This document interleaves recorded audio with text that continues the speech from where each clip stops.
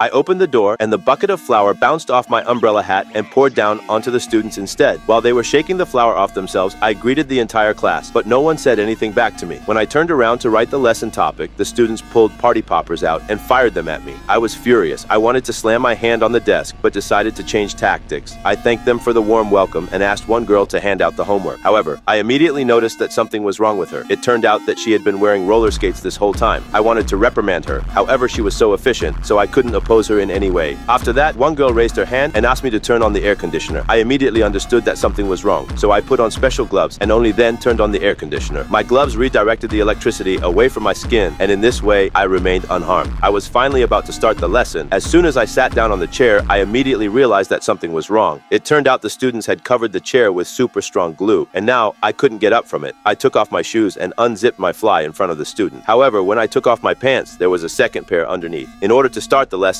I needed chalk. One student said it was in the cabinet. However, the only thing I was able to pull out of the cabinet was a rat. I pretended that I was insanely scared and threw the rat at one of the students. However, my students said that this rat was not real at all. After their speech, I immediately pulled out another rat and said that the rat in my hands was fake and the rat in their hands was real.